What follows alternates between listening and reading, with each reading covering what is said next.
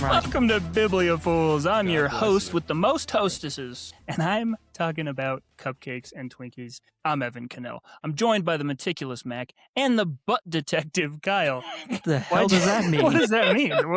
Why'd you write that? It's hilarious, but what does it mean? I don't know. Butt Just thought detective. that was a cool thing. I'm going to get a card to hand to people that says, KP Dungy, butt detective. Big KP What do you do? Dungy Butt Detective, LLC. Welcome to the show. A show for boys and girls like you who love reading books, but have a long list and can't get to the whole thing. Here's how this works. We read those books so you don't have to. And boy, do we got a banger for you today. We're diving back into Dungeon Crawler Carl. That's right. We're back with the best series of all time. Ever. Okay, that's maybe. It's Changed up there, my life. though. I think about it more than I think about, like, Harry Potter. For sure. I wish I thought about it more than Harry Potter, but Harry do you Potter's guys, effing everywhere. It sucks. yeah, do you guys have thoughts on Black Snape? Because I think it is a bad idea, but for a different reason.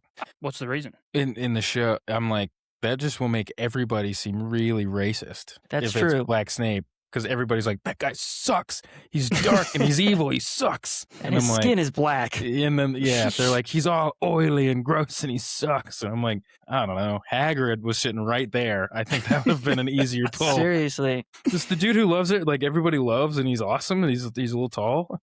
Right there. So easy. Yeah. Shaquille O'Neal is Hagrid. Let me tell you, Tyler Perry's version of Harry Potter, I would see that opening day. 3 times, maybe. 3 times. He plays all the characters. That's a great movie. Yeah, 100%. Well, you thought that we forgot about this series, and honestly, we went as long as we could possibly go without talking about this series. This is, for those of you joining us for the first time, the only series that we've ever done multiple books in, and we're on book 4. And we just love it. Why do we love it? I was trying to think about this the other day. What is it about this series that just got us? It has everything. Goblins, witches, men who step on gerbils, everything. That's why. Thank you, Stefan. I've not thought about Stefan for years. Thank you. Thank you for that. But why? No, I think I for was me, right. No, it does have everything. It has everything. It has everything. Man, Mac, what about you? I think just the immediate wanting. I was like, I want to be Carl, and you know me. If I get my ego involved, there's no stopping it. The cat, the talking cat. I was like, this. It found me at a time in my life. Girlfriend was out of town for 3 months, and I was just alone with a stack of 7 books in my phone. Because I listened to the audiobook. But and I was ready. It was just exactly what I needed. I freebased it like it was a drug. I would listen and I'd get to the end of one. I realized I never listened to the epilogue of this one because I skipped to the next book so fast. Wow.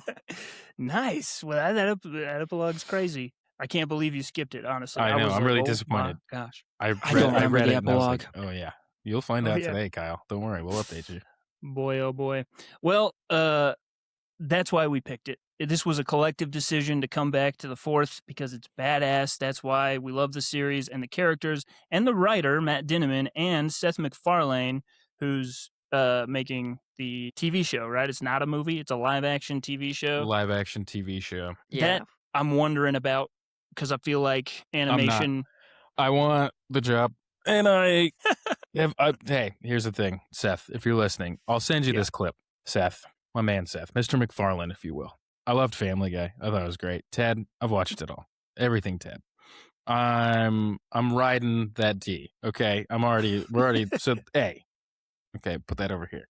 B, you gotta save money. So because you gotta use it on like all the stuff. I'm coachable. Even if the audition's not that good, I'll be good. Yeah. Mac will do it for peanuts. Exactly. So both. I'll do okay. Because I want to be. Well, hold on. We got to get you in this movie, so you can't be that. There's a level of desperation. Don't be That's over true. eager. I'm not too desperate. Like if it doesn't happen or when it doesn't happen, according to the internet, I have a 2% chance. But that's still something. The internet told you have a 2% chance. That's pretty good odds. You're telling me there's a chance. You're telling me there's a chance. So I'm just saying. It's a desperate plea, but it is my lifelong goal, and I want it now forever and always. And Boy, oh you boy. should cast McKylan. Seth, I just want to shake your hand and thank you for all the laughs. Family Guy got me through some dark shit, man. So, and then, hey, I'll be a goblin or whatever. Absolutely. Yeah. I'm thinking we just show, I think we could be in every book, you know, as fans of the books, we could just be in all of them. There's so many NPCs. Yeah. We could like the NPCs are repeating, so it'd just be a funny thing that we're just these guys that keep getting killed in the background. I'll be a bobkin. Yeah. I don't know what a Not bobkin below. is. What does that word mean? They run the safe houses. Let's get into it. Okay. We can dream. And we are. Without further ado-s, let's catch up. Let's catch everybody up. What has happened so far? What's Dungeon Crawler Carl even? What is it? Tell us, freaking. Okay, what are you... yeah, I'll tell you. You know what? Do you want us to tell you? I got you. You know what? I got you. So here's where we are. A corporation called Borant bought the broadcasting rights to planet Earth, drilled the surface full of dungeon entrances, and turned the entire human race into contestants on an intergalactic reality TV show. Carl, a guy in his pajamas, and his ex-girlfriend's cat, Princess Donut, are fighting their way down through 18 levels of an alien game show dungeon, watched by trillions. Man, did you get that? That was just off the dome. Wow. Pretty good summation. I don't know where that came from. I just had it. It was just pretty accurate. It was within me. Aliens come. They destroy everything by flattening it. Only people who are outside are alive. Carl happens to be outside trying to get his girlfriend's cat out of a tree. He's in his boxers. The whole world is flattened, and he goes into the dungeon only to find out it's a TV show. That's where we're at. First 3 books cover the floors of the dungeon. There are 18 total.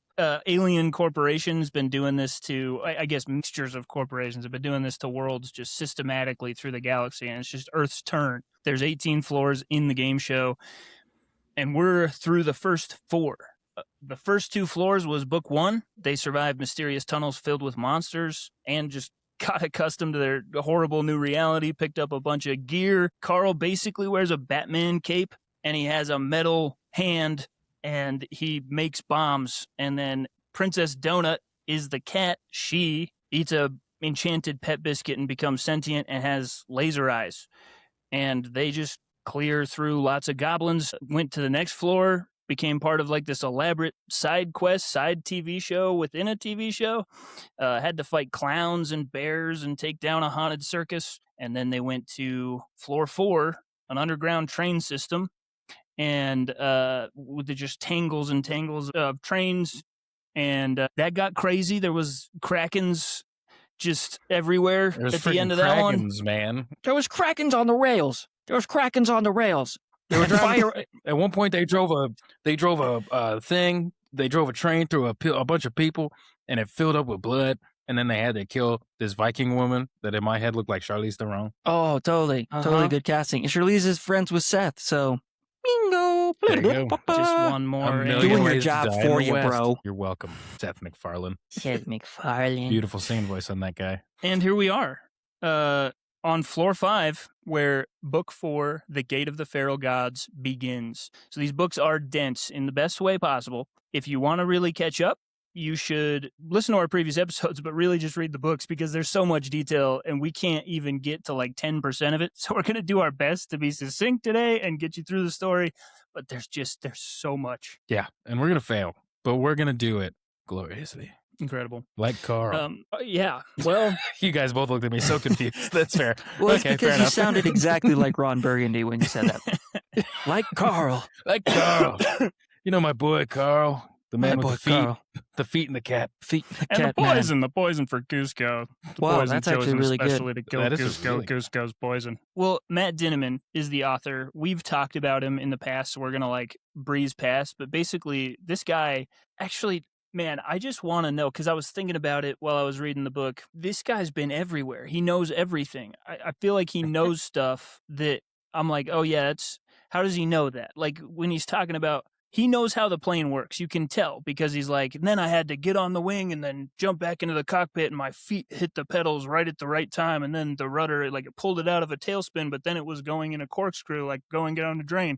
I'm like, I bet that this is like a problem when you fly-by planes. I just want to know how he knows that. Yeah, it's like, bitch, are you a pilot? What's going on? He's got to have a photographic memory, or he's lived 1,000 different lives and he's just not telling us about it. He does have spreadsheets on spreadsheets on spreadsheets to track the hundreds of characters, rules, loot, only a small percentage of which is like a Chekhov's gun that's going to come up later. But boy, does it come up later. Like the smallest little details that he'll just mention become huge later on in the series.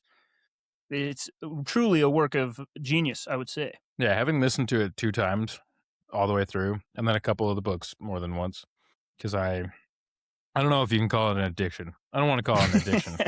But the other word that comes to mind is an affliction. So I don't know, what would you call that? An affliction. An affidavit. An affidavit. But yeah, that one. But the way that he writes is so fascinating. I want to just sit with him for hours. Just be like, how? Let me watch. Talk through out loud, and I'll watch because I want to know. Can you show me? I want to know about the strangers like me. Shout out. I feel like we're like 3 episodes in a row shouting out that soundtrack. Shout out Phil Collins. From the Police and an episode of Friends. Not the Police. Genesis. I'm going to say there's no... Like, am I terribly wrong? Who's the Police? No. Sting. Oh. When you were popular, I was a child. Your music that I liked was the children music. I'm sorry. Well, thank you. I just like it is incredible. I feel like it's gotten a lot of dudes, particularly that I know, back into reading or into reading in the first place. It's wonderful. I agree with you. I want to watch and just say, because he's got Dungeon Crawler Carl 1 came out in 2020. We're 7 books in, 6 years later, and he wrote a side quest. Operation Bounce House came out last year, and we're getting number 8 this year. This has got to be all he ever does. Good. Yeah, he's out in the wild too. He's like visiting people at conventions and shit. So is George R.R. Martin. The difference is one of them is writing. Can finish a book. But I like appreciate he does like this thing that's because I feel like movies got into this whole and like a lot of media and just like comedy and stuff of like the dramatic, like the ironic, like, oh, can't like the Marvel quippiness, which like was awesome when it started, but now it's kind of like we've had, or like the Deadpool where it's like, I know what's going on. Yeah, meta jokes and stuff. And I mean, The King of Its Community, which is like my favorite TV show, but then it's just like warped, and now we're 10 levels deep, you know? Where the people that grew up on Rick and Morty are now able to do stuff like Rick and Morty, and so then you're stuck with a thing inspired by a thing inspired by making fun of a thing, and you're just like, oh, I don't know. And I appreciate his writing style and like his tone, where he kind of has the meta thing, but he never loses sight. It's never like ironic. It's all like the story and the drama is always top of mind and very front focused. And there could be somebody being like, oh, can I get some help? And you're like, you're not annoyed because like the world is actually full of stakes and you never kind of get bored by it. Well, at least I don't, clearly, since I have my affliction.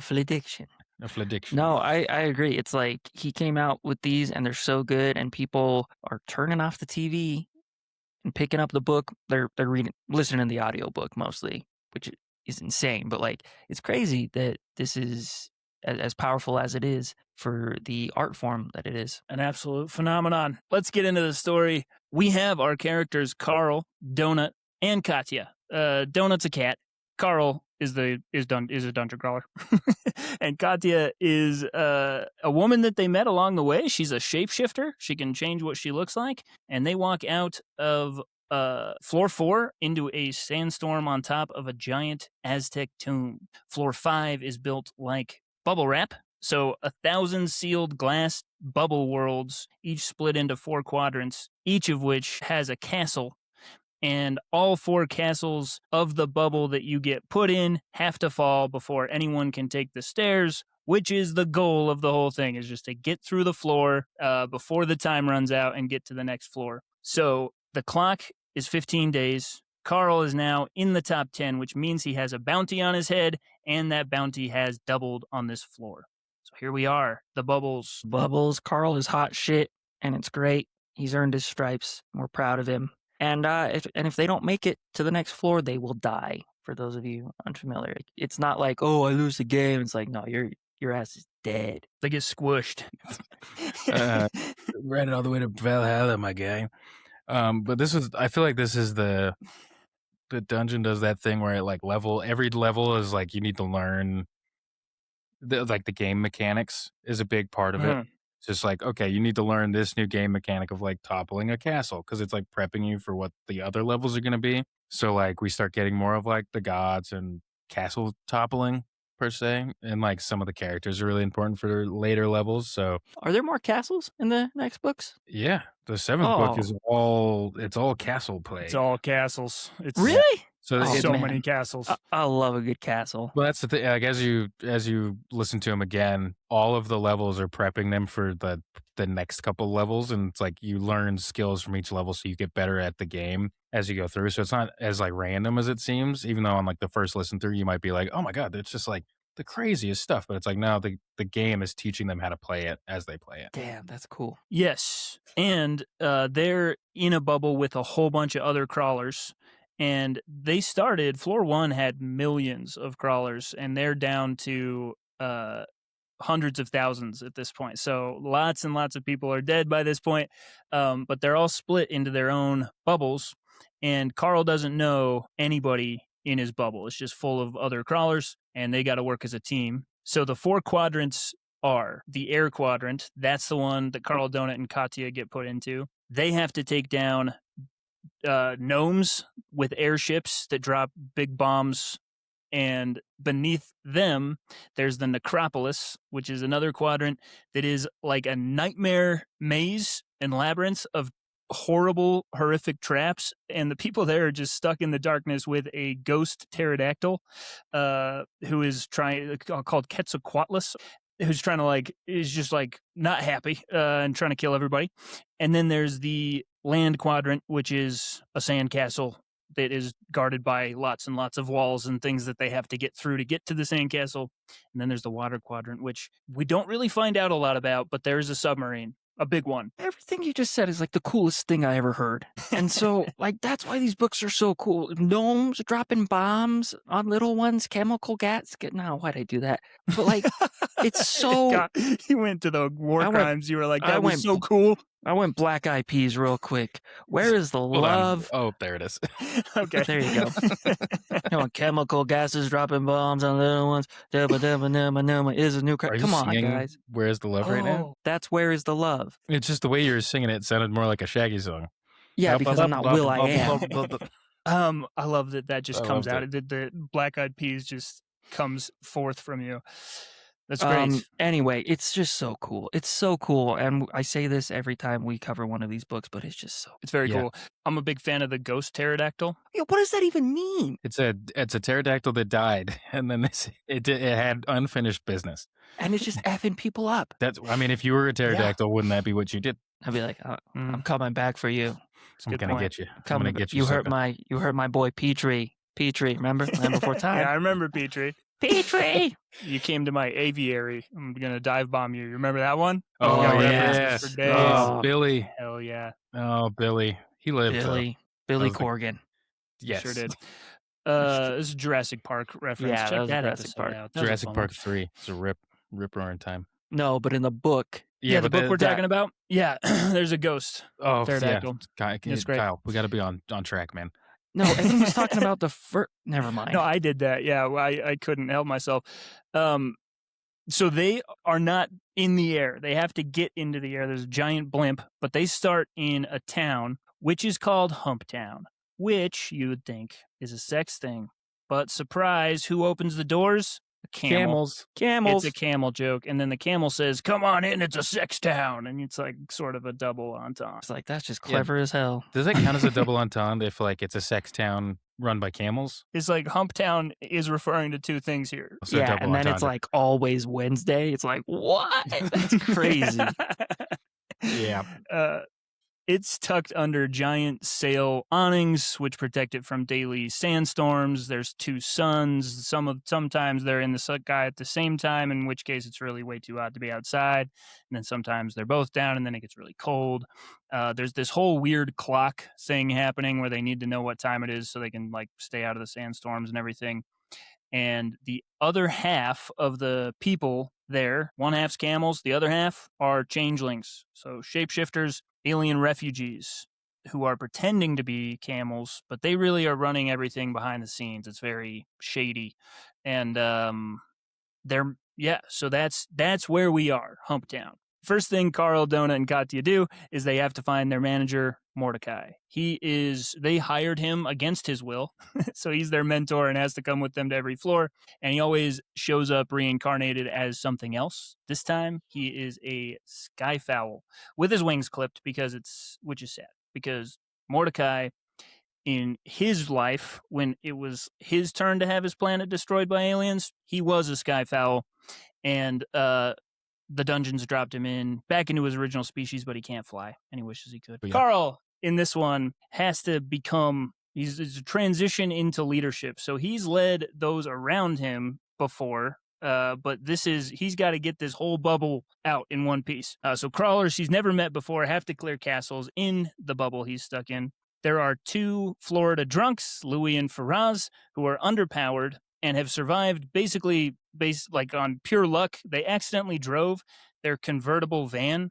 which you did hear correctly. They ripped the top off a van. That's a Florida thing right there. I don't think that's ever happened outside of Florida, but they accidentally drove it into the dungeon, so they survived for a while in level 1 from that.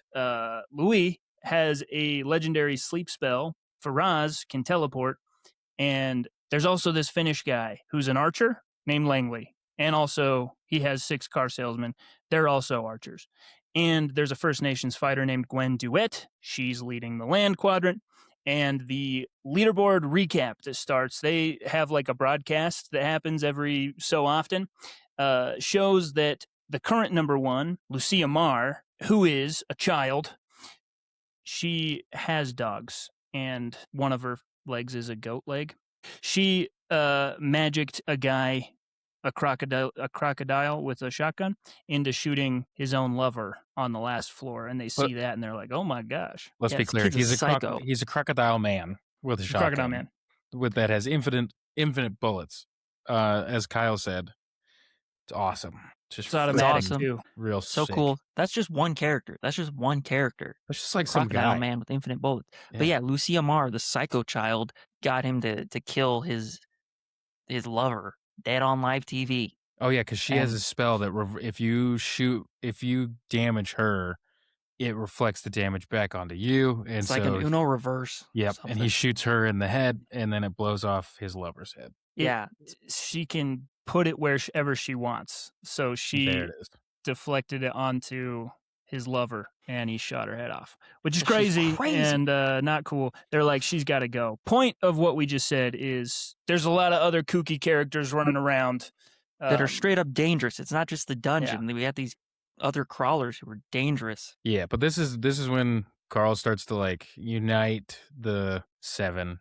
Dumb boys reference. He starts to unite the other crawlers, and he actually like, because at first he's very pro, like, well, like we'll just do it ourselves. Da, da, da, da. And Katya and Donut are like, no, we actually like need these people.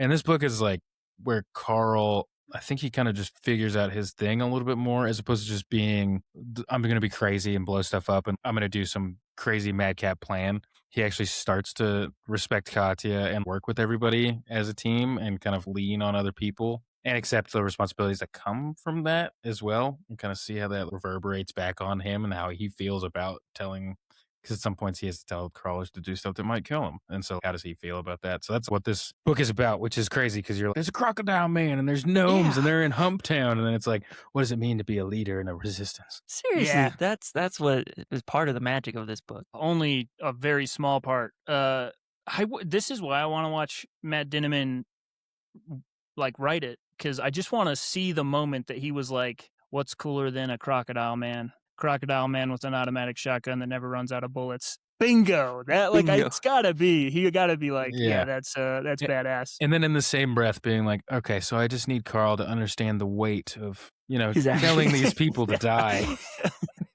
And I need something here. You know what? Let's have a goose. Let's have a murder goose. Great segue. What is your mind? Let's get to the murder goose. So the gnomes, they're in the airships. They are sworn enemies of the camel people. The reason that they haven't bombed Humptown yet is because Humptown has a hostage. It's the prince of the gnomes. And there's one of the crawlers before they get on the same page, one of the crawlers from the necropolis shoots that gnome. So they've lost their collateral, and now they know the bombs are going to start coming down. And so Carl knows he's got limited time. The airships are moving in. They're going to check and see if the prince is alive pretty soon, and then they're going to quickly find out that he's not and blow the crap out of Humptown. So Donut, they got to trick the gnomes, essentially. They lure the gnomes down in a balloon, basically just to get in their balloon so they can get partially up to the airships.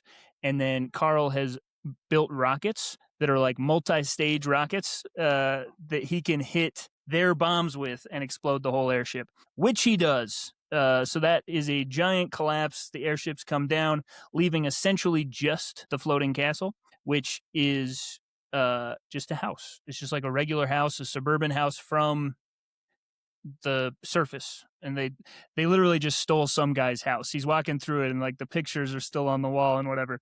But in there, they find a horrifying scene. There is a gnome little girl and her dead dad, who's just torn to shreds on the kitchen table. She's making lemonade and she's like oddly nonchalant, and she says, come like taste this lemonade. Denise is about to come home, and they're like, uh-oh, Denise has got to be some sort of evil stepmom.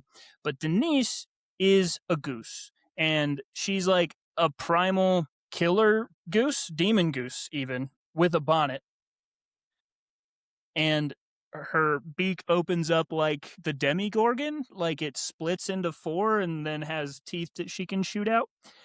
And she blocks all magic, and the house starts falling down, and so they have like minutes to kill the goose, but also the goose is invulnerable. But then they figure out that it's not invulnerable. It can only be damaged by things inside the house. So Carl does the sensible thing and shoves her head in the disposal and just shreds her. That's fun. Just shreds her head up with a disposable. That happens.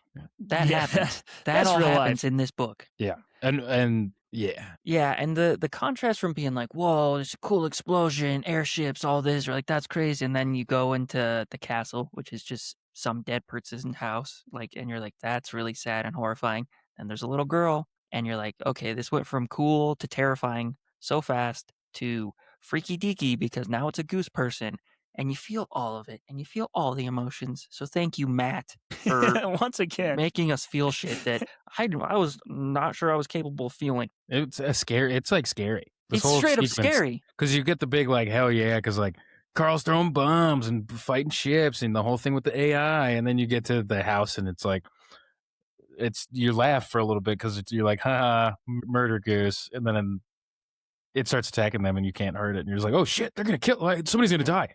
And it's awesome. Also, if you ever encountered a real life goose, those guys they'll hiss at you. They're mean. Not nice. Not nice. Mother Goose was a bitch, bro. Yeah.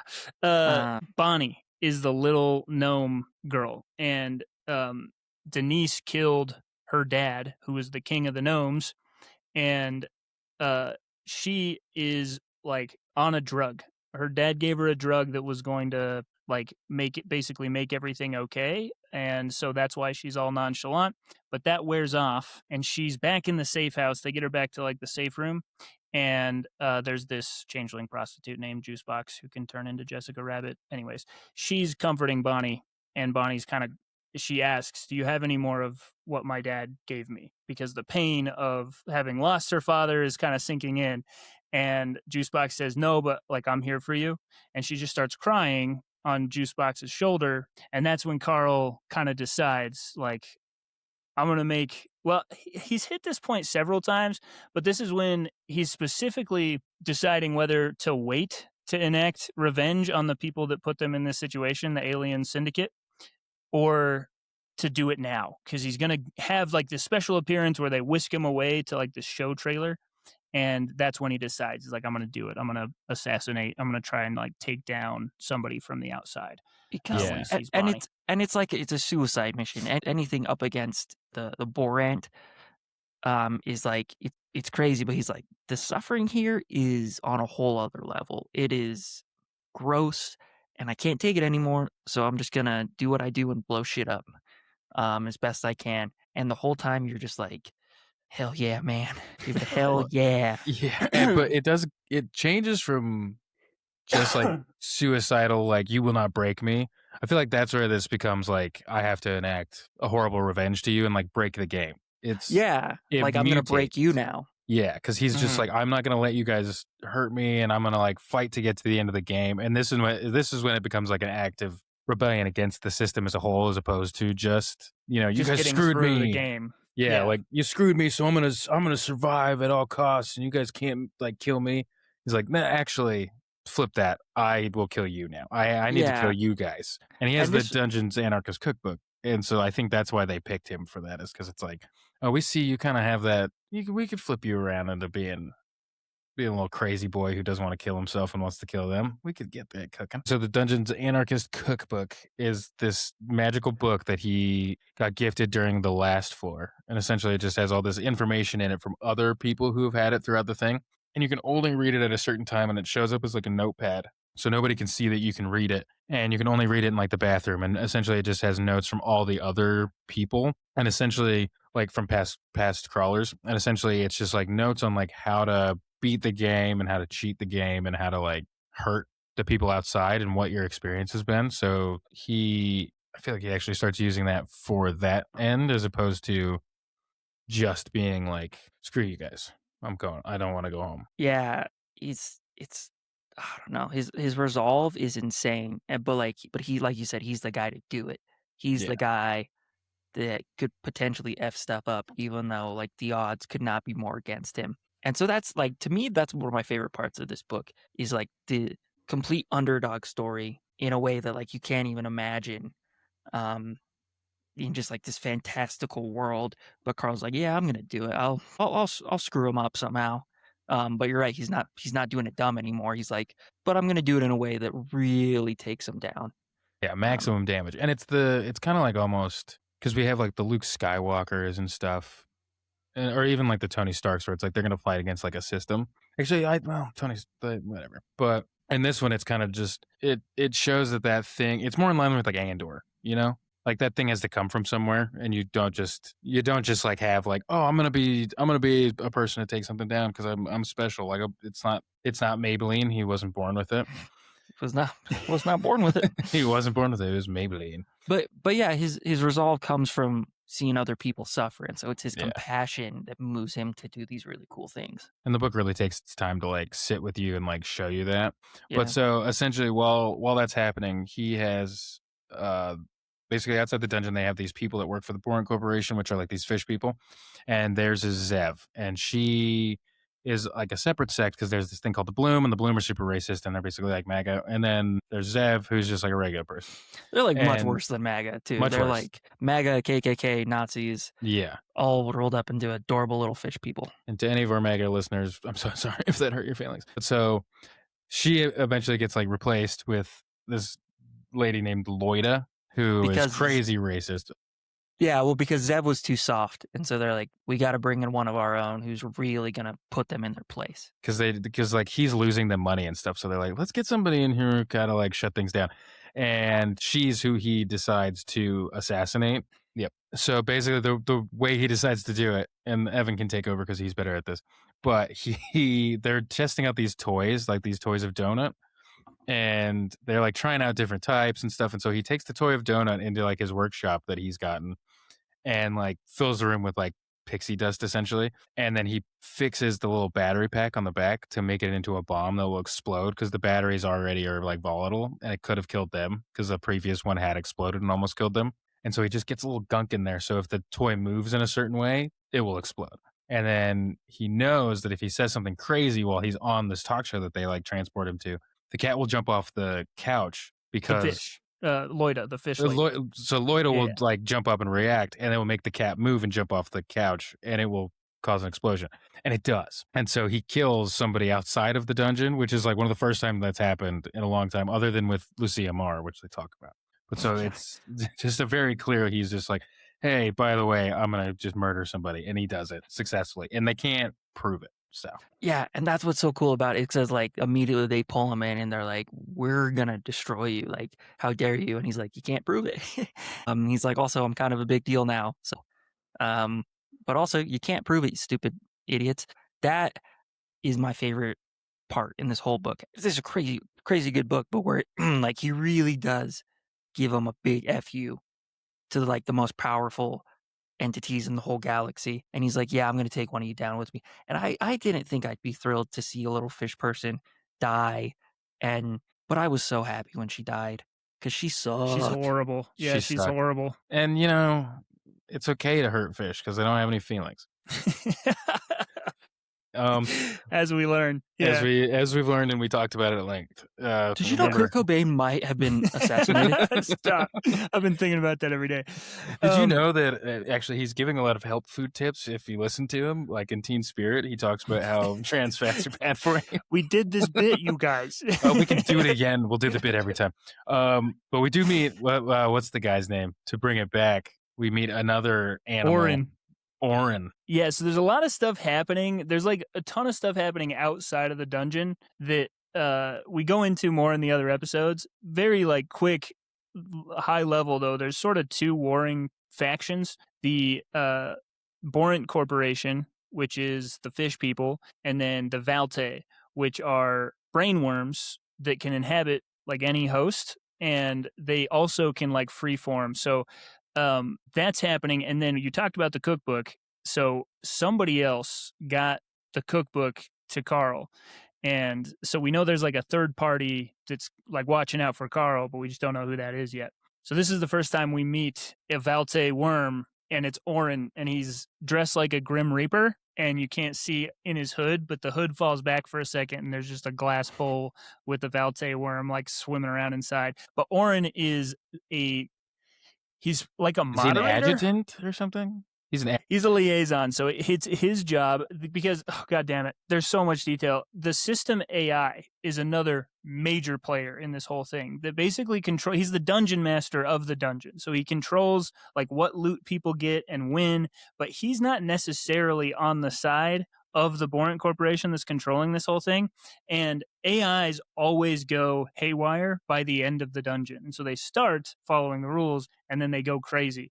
This one is going crazy earlier than normal, and he's already fighting with like the powers that be, and Orin is sort of the middleman. And so he pops into this little like between space, and Orin's sitting there with a desk, and he at a desk, and he's like, "You're the first person to kill a game like a showrunner, and we have no idea how you did it. Like, how could you have done that?" And he's like, "If you just admit to it, we'll let you like go back to the dungeon." And he's like, "You're going to let me go back to the dungeon anyways, because if you had anything on me, we wouldn't be having this conversation." So it's pretty cool. Carl's like, "You're going to let me go." Yeah. And I'm like, I wish I was Carl.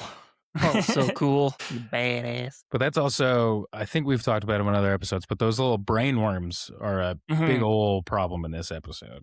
Or in this episode, in this book, and in the episode, because I have worms as well. What kind of worms? Rectal worms? Gummy fish. The gummy one. Oh, yeah. Remember that? Never mind. That's why they're a problem? You have gummy worms? Yeah, I have gummy worms. Remember when we had that Costco-sized bag of gummy worms that I left in my car and it melted, and then we tried to eat it because they'd all wormed together? I wish I had. What happened? Why couldn't we eat it? I think we could. Because it was disgusting. Yeah. We took a couple bites. And I'm like, pretty sure happening? I tried eating it multiple times. Yeah. We gave it a good couple shots, but then we kept going back longer than we should have. Do we want to be these people? Yeah. Okay, we talked about Orin. Oh, now I want gummy worms. Damn, bro. We got to talk about good old Christopher. God, Christopher? there's so much. Christopher. There's so much shit. Crisscross. Applesauce, baby. Christopher. Who's Christopher? Chris is Chris. the rock man. Oh, no. Which is another. So we need to get to Mad Dune Mage because we have to introduce your favorite character. Oh, yes. Okay. McKylan. Here we go. I got it. So Yeah, just hit us. because Oren is just like, okay, okay, like, all right, Carl. Okay. That's what he sounds like. You'll only find out if you just listen to the audiobook. Go listen to the audiobook. Shout out Jeff Hayes. Shout out Jeff Hayes. Shout out Jeff Hayes. Ladies I love and you. I gentlemen. love you. I love you. Yes, you love him the most. But so, because I just don't have. We all love him the most. I would say it's like between the three of us, it's like you, then me, then Evan. I just appreciate his talent. That's fair. I love him. I'd take him out for like a nice steak dinner. Okay, but so the way that Oren kind of gets back at Carl for being like, "Oh, you're gonna put me back in, bro," and he's like, "Oh, am I?" And then he's just like, "All right, fine, you can go back in." And so he goes back in 5 days later. And so in between the time that he's been gone, Katya is basically had to step up and like become the new Carl, the new leader of the bubble. And so she, with the help of Louis and Faraz, who have leveled up a ton, they have taken the bubble house that like they found Bonnie in, and they cut the roof off of it very ramshodly, and then like she like killed this bird thing so that they could get this massive saw, because there's these buzzsaw animals. There's important. Buzzsaw birds. There's buzzsaw birds. Just go with it. Yeah, it's like in that one. I can say it easier. It's like in that one James Bond movie where he fights that thing where it's like a helicopter that has saws that hang out of the bottom of it. Yeah, it's to exactly chop down like trees. that. It's exactly like that. And she, of course, because if you forgot, she's a shapeshifter, and so her thing is she'll take huge things into her inventory and like use it to become part of herself. And so she used that to chop off the roof of this thing, and then they'll sometimes like hang out of the bottom of it and chop stuff up. But that's important, and we have to talk about it. So then, since she's become like kind of the head honcho, she's teamed up with Gwen, and they have like a weird relationship because Gwen is just like a total bitch, but she's from the First Nations, and she's really badass. But so now that Katya is like taking over, she's basically like, Donut and Carl land. Donut's taking a real back seat for this one. She doesn't really do much, but they land, and Katya's like, "Hey, what's up?" So we're going down to the land quadrant in our new convertible house blimp. It's an up house with guns and saws. Yeah. It's not a cute little Boy Scout anymore and an old man. It's a bunch of guns. Killing machine. House killing that machine floats with balloons. Yeah. Called the Titty Twister, and the twist. I forgot. It's the Titty Twister 2, and they just refer to it as the Twister. But named by Louis and Faraz, who their convertible van was the Titty Twister 1. Okay, sorry, go ahead. And Florida drunks, we love them. We love them. But so they basically, she's just like, "All right, well, come with us. We have to do the sandcastle because we don't know how we're going to do it, and we need your crazy madman energy." Carl's like, "I bet. Let's go." And so they go down, and the sandcastle is built by this mage that's named Gotzi. And he is just the sad loser in a basement that you've always thought about. And okay, here we go.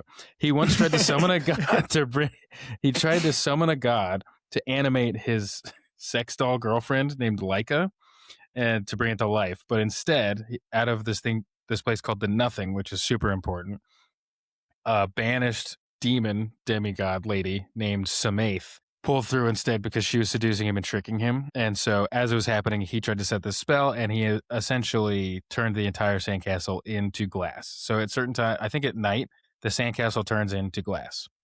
And we find out that he turns into sand during the day, but at night he turns into a person, and the castle turns into glass. And his wife turns into a level 52 sand ooze.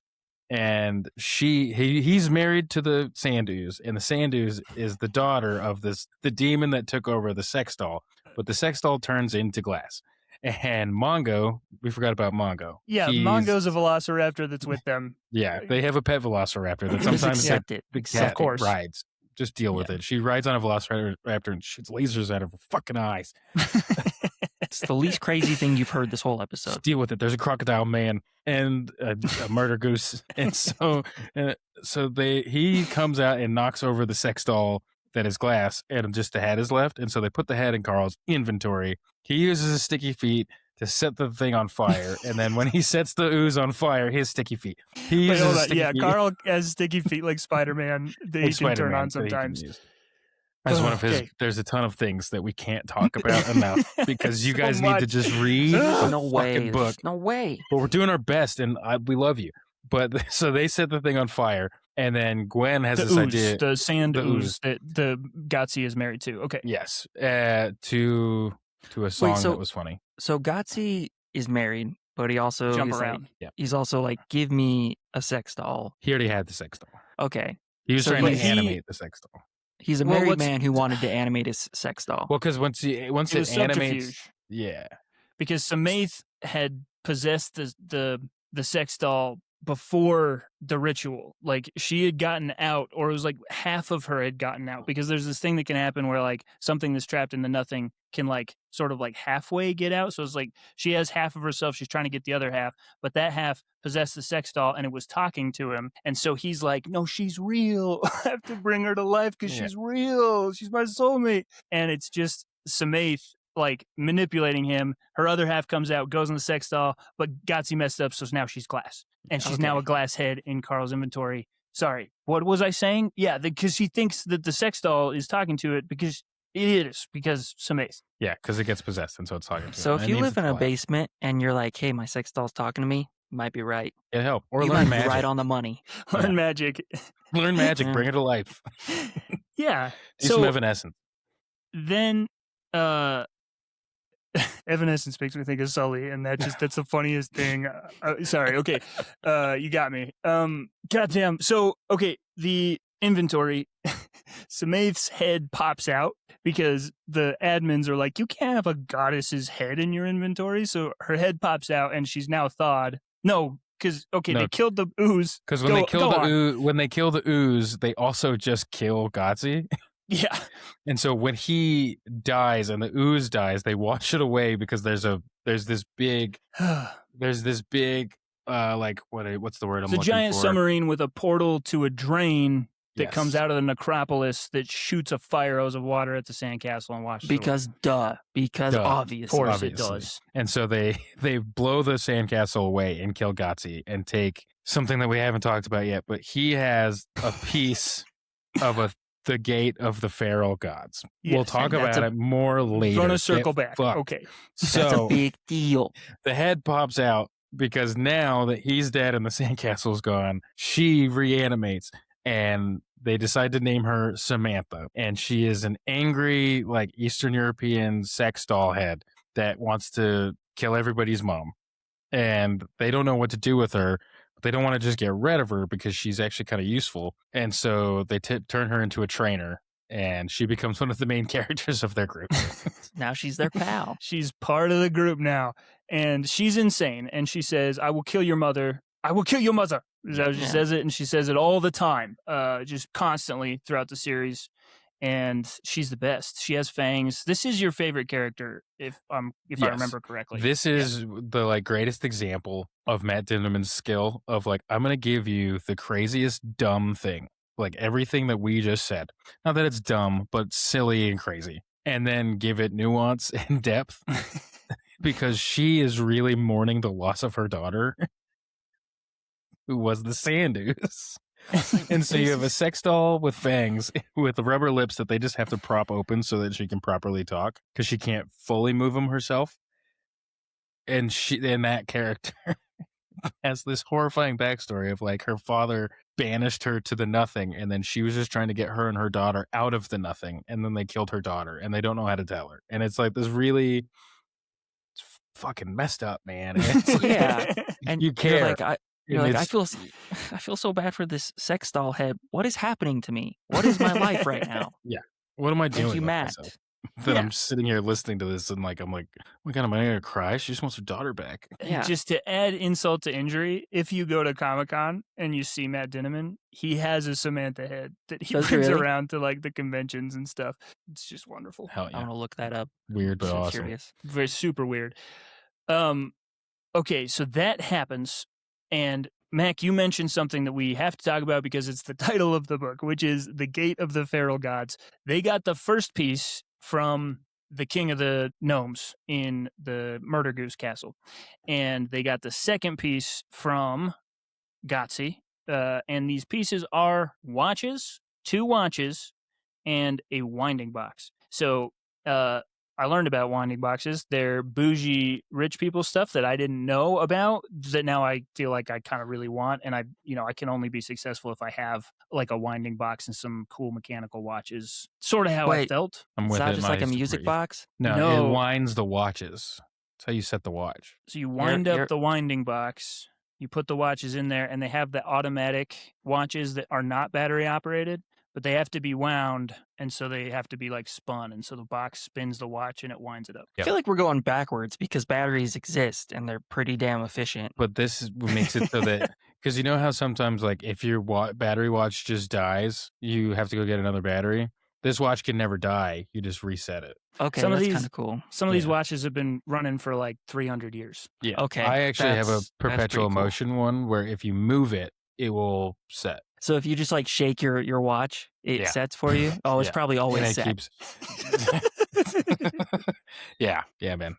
Constantly setting it. Just I keep that thing stop, set. Really. It's like, hell.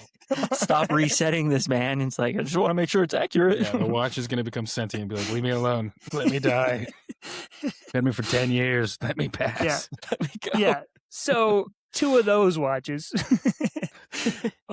they make up a like god tier weapon that is not supposed to be really in there. Like the corporation's not happy about it. But the AI decided that it should have it in there. And essentially what happens is it opens you can use the times on the watch that they go through, because Gotzi gave them a piece of paper that explains all this, thank God. And they memorize it off screen, so we don't have to deal with it.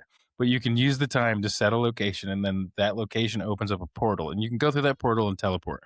But also, when that portal closes, it leaves a portal open to the nothing, where demons will come out, and like feral gods, which are gods that have lost their minds because they've been trapped in the nothing. Yeah. Which is sort of limbo. Like it's like It's like that's where Sato and Cobb go in Inception. Yeah. Just so that we can have another reference to a complicated thing that's not fucking helpful right now. Hans Zimmer, though, he's creeping his way back into our episode. Oh, yeah. Thank you, Hans. Side note, I think I've listened to the song Time probably so many times. I would just put it on repeat when I was studying for exams, and I swear I've listened to that song more than any song in the existence of music. I would do that to sleep. I would put it on repeat, and then I'd wake up to it as well. That's crazy that we both have done that. Yeah. It would play through the night while I slept. Kyle, you ever put it on repeat for any reason? Man, I didn't know that song existed. What movie is it from? Inception. End song of Inception. Oh, yeah, I'll check that out tonight. So speaking of Inception, there's a bunch I'll of give it a spin. I was going to segue. No, Kyle. I was going to say, it's your moment. I was going to give it a spin like the fancy watches. And nice, that's your totem. I'm done talking about it. In the top, it's a top reference. It's a totem. In the top, because of Inception. Yeah, you wake up on a beach. Speaking of beaches, there's the water quadrant that they haven't done. Water quadrant. Yeah, but hold on. The Gate of the Pharaoh Gods, you go through it. Yep, you got 20 minutes to get through, and then it closes. But only the portal where you were going closes. The other one stays open for just a little bit longer, long enough to let out a Pharaoh God. So it's like high stakes here. It can get you anywhere, which is insane in the dungeon. But Pharaoh gods are like, they will murder everyone and everything. Yeah. And literally when they get it, Mordecai's like, do not use that. Put that thing away. Carl's like, okay, man.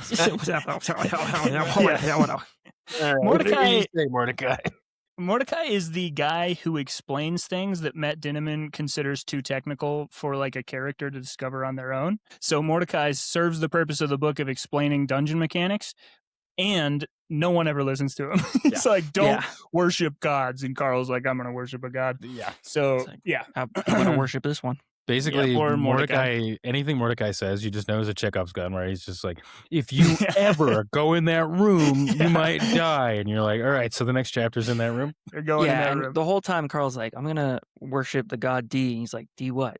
He's like, D's nuts. And then he goes out and he goes and like does stuff he's not supposed to do. Yeah, exactly. That never happens, but it may as well. It's something I relate to, I think it's called oppositional disorder, where it's just when somebody tells you like, hey, you're not supposed to do that, you're like, even if it's like to your detriment. They're like, you shouldn't, it might be bad if you take that shot. And I'm like, you think so?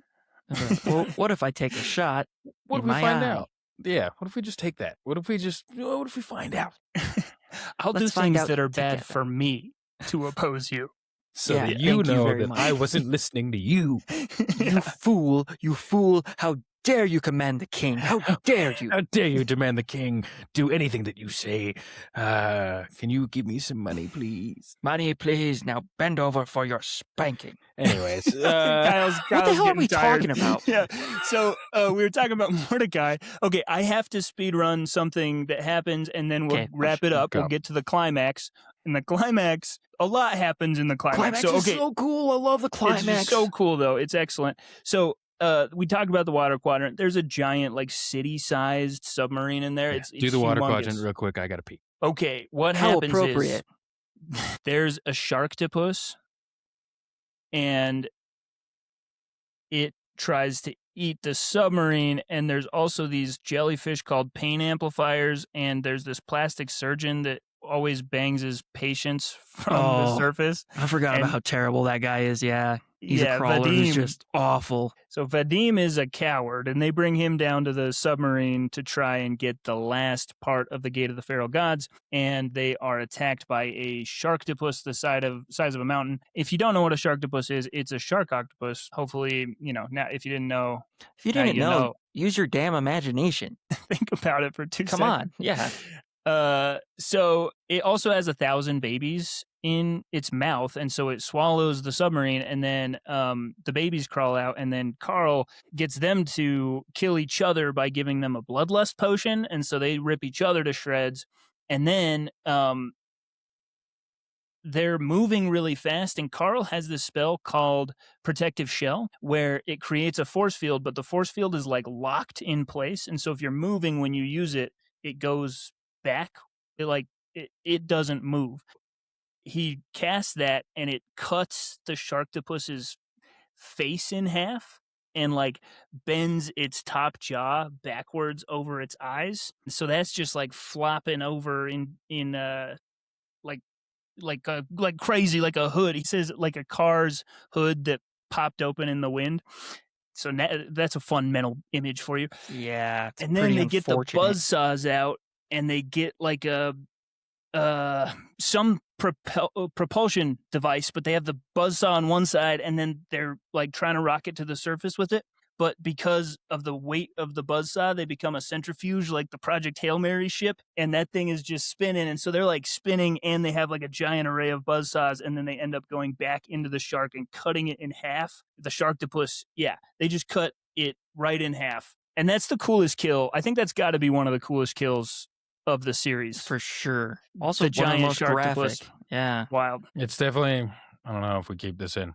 It's the hardest one to read. I think I finally understood what happened this time, because it's so crazy. And it's also just hard to picture because of how big the sharktopus is. Yeah, because it's the size of a mountain. Yeah. So you're with it. This book is definitely, it demands the most re-listens, because it's so dense, but also because the world is so big. But it does, again, Matt teaches you how to read the books with each book. So like all the books afterwards, I understood better because of how this book read, if that makes sense. Yeah. And I'm just, back to me being the biggest fan of this and being a freaking dork. Dude, you know so much about this shit. I don't remember this book at all.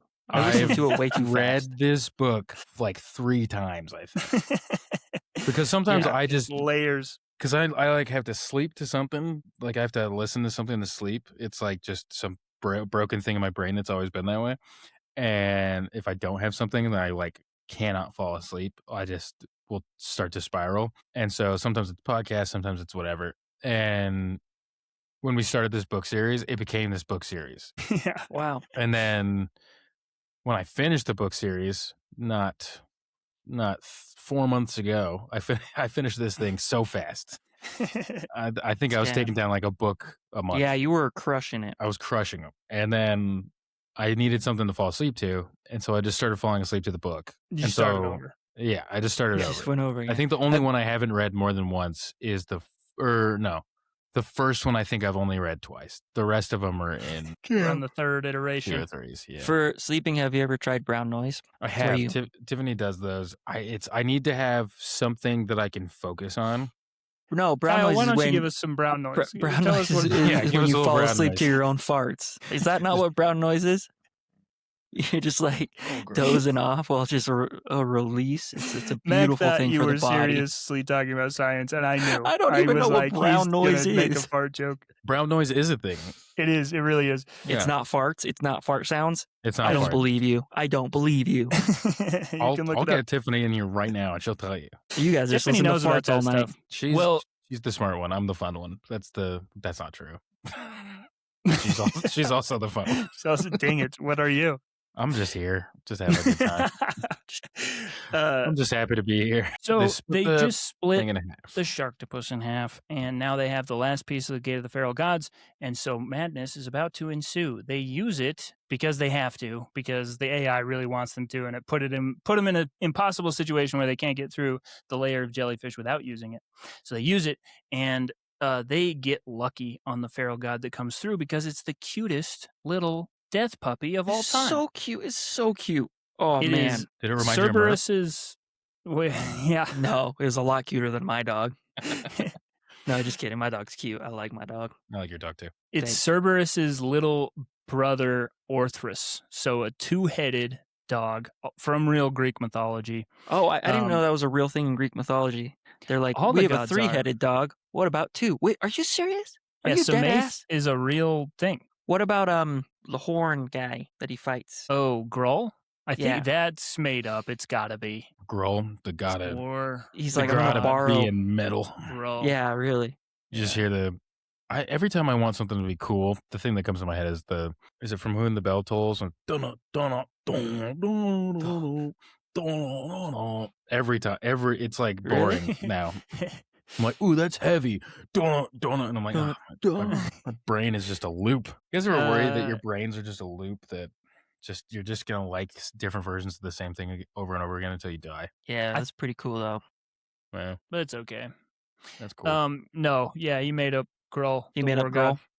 Nice. I bet some culture somewhere had Grull. This culture. Our culture. The culture of Grull. D. That's right. Dinniman.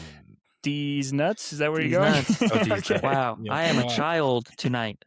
Tonight. Child tonight. Uh, Farts, D's nuts. Grow up. We are children. This is for, again, it's like I said, this is for high school boys. It's for That's high school right. boys. and the high school boy inside of all of us. Yeah. Oh, you got a high school boy inside you. Speak for yourself, brother. Did I? Is that how I said it? You That said was a a high school mistake. boy inside of all of us.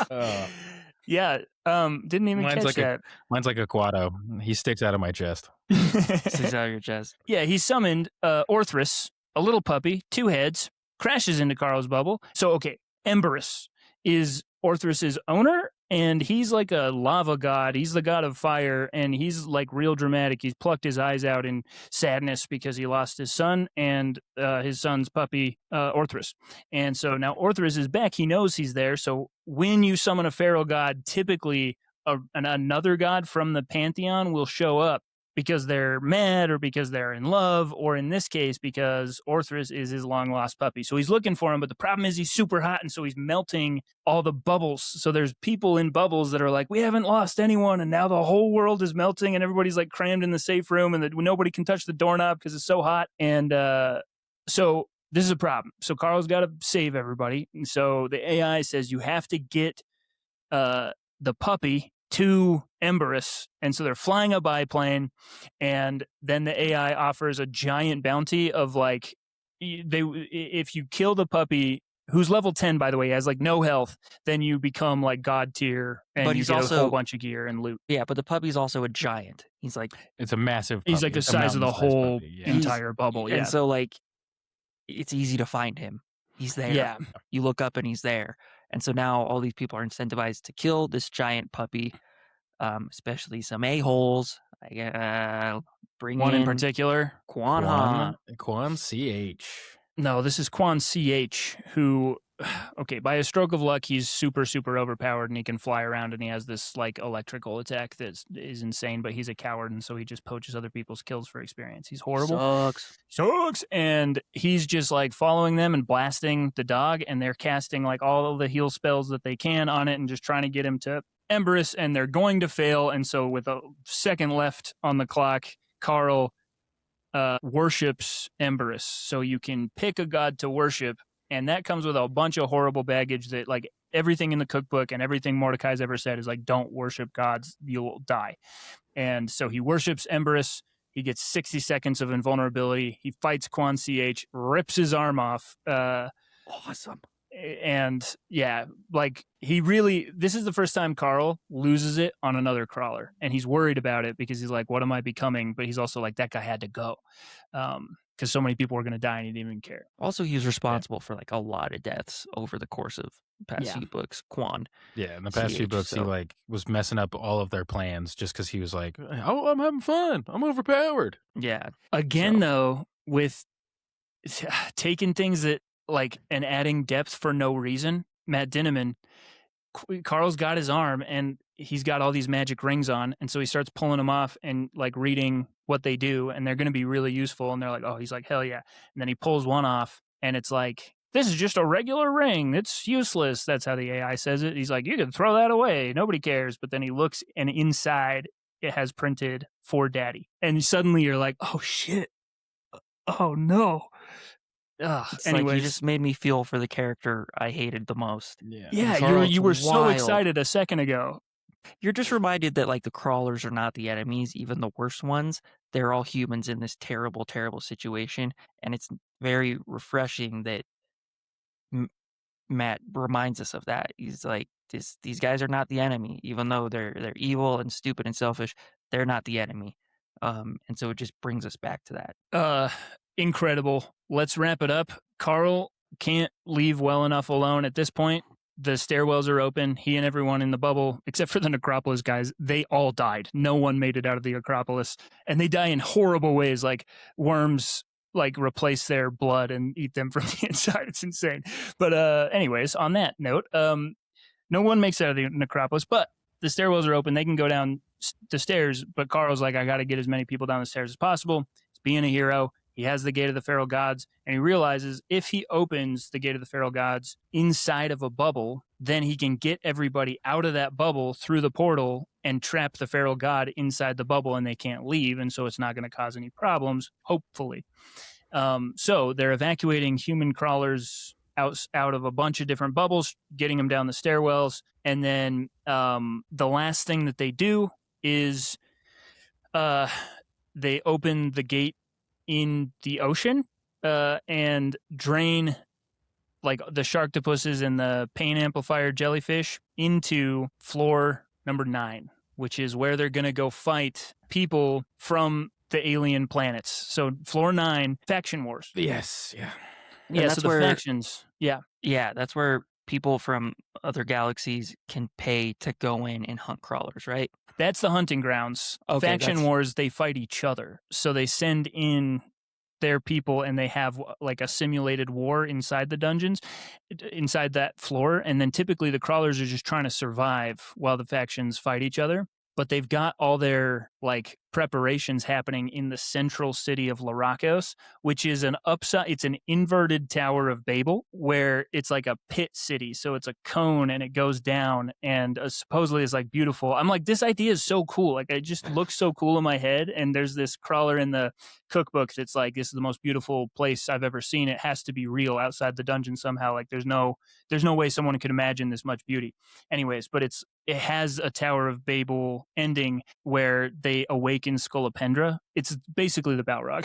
They delved too deep, the dwarves that built Larakos. So anyways, Scolopendra is a giant centipede. Boy, oh boy, it's so hard to talk about this book without getting into insane. Now I'm talking about giant centipedes. Point is, they flood that shit. It's a funnel. It's like a giant snow cone. So they flood it and fill it with sharktopuses and pain amplifier jellyfish while all the factions are getting their preparations for war ready. And so it's Carl's final middle finger to the people the aliens that did this to them, and then they peace out. The end. When Juicebox becomes sentient and he saves a bunch of the NPCs. Oh, yeah. He saves a bunch of NPCs and another guy, and like she goes down to the 6th floor instead of the 9th. Or no, she goes down to the 9th, and then he takes a bunch of other changelings down to the 6th. Well, he sends their entire city. It's all of Humptown, right? Yeah, I think so. Yeah, he sends Humptown through the Gate of the Feral Gods too, or somehow. How does he get? He gets every single changeling. Oh no, I think all the changelings turn into water creatures, and then he sends them when he floods it. He sends them all down there. Yeah. So that way they can, because they realize that you can wake NPCs up to being sentient, and so he wakes them all up to being like to know what they are and what the whole dungeon is, because she starts to have memories of other times she's been in the dungeon, and so now she's down at the faction war too, and that's that's great. And so then we cut away to Earth. Yeah, for the epilogue. Oh, but they throw a bunch of bombs down into the ocean, it chums the water, so that when the sharktopuses show up, they're in a frenzy. And it's so badass. I'm like, it's the best. It's amazing. It's the best. It's a really good ending. Boy, oh boy, so satisfying. And then we get to the epilogue, which I'm trying to find in the script. 14, okay, cut to Earth. We're in a tent now, under a Seattle freeway, back in the Pacific Northwest where we belong. We can't escape it. And we have Donut's original human owner, B, and Carl's girlfriend, who he was going to break up with but didn't have time because he got sucked into a dungeon game show, because she was cheating on him with Brad, and obviously. So anyways, B is there with Brad, and Brad is a douche like you imagine. She's kidnapped by an assassin that's working for somebody we've met. She's a game show host that's been helping Carl and Donut. Obviously, motives are weird. We don't really know why, but she says we can't all have happy endings. What's implied here is that they're going to turn B into some sort of like a boss or something, somehow try to compromise Carl by getting his ex to come into the dungeon. But why would Odette want to do that if she's been helping Carl? Well, you're going to have to read the next one. Read the next book, nerd. I guess I will. Perhaps, alas, perhaps I shall. Perhaps no. Perhaps I'm done. Perhaps no. Man, we skipped over so much, including Chris, the rock man. And that was such a cool part, too. Oh, man. An infiltrator worm who is Maggie Mai, the lady that had to kill her own daughter because Carl injured her and she was wearing the Ring of Divine Suffering. And so now she's a worm and she's possessed Chris, and then she killed her husband, and then she shows up and she's going to kill Carl by throwing a celestial grenade and summoning a pain god to kill him slowly. But then they trap her in a freaking like honeycomb tunnel. And Katya gets these like arrows out of nowhere that incapacitate people. And then Carl freaking reaches in that rock monster head and pulls the worm out and squashes it. And now they got Chris back, and he has control of his rock body now. Hell yeah. Finally. It's so hard to talk about this book, dude. I can't. I'm annoying myself. These are hard episodes, and they're basically just ads to remind, or we're just doing free ads for like, hey guys, read these books. And if you listen to this whole episode and you got to this, I hope you're having a good time. And what are you doing? Also, you're a liar. What's going on? Hang on. You're a liar. Thank you for joining us, everyone. We hope you had fun. These books are insane, and we do our best to recap. Honestly, just read them, listen to them even. If you want to listen to them, you get to hear everything Carl says sound like, I loaded a hobblobber into my Gistera and threw it as fast as I could. Oh, where did my Kronk impression go? I can only say... That was pretty good, actually. Terrible. I can only say the poison for Cusco. That's all I can say. Kyle, how many thumbs? Mac, how many thumbs? I give it 2 thumbs up. Yeah. Well, it's a 6 thumber. I give it 1.5. Because like, it's so good. But like when we're comparing, like, because 2 is like the best book we've ever read, right? But then you can only have 1 2-thumb book. It's top tier. This is a really, really good book, I think. Of the Dungeon Crawler Carl books, I would say this is probably my number 1. Yeah, this one was really, really cool and really, really good. Yeah, I think it's my favorite one. Yeah, my problem is I think I listened to it way too fast.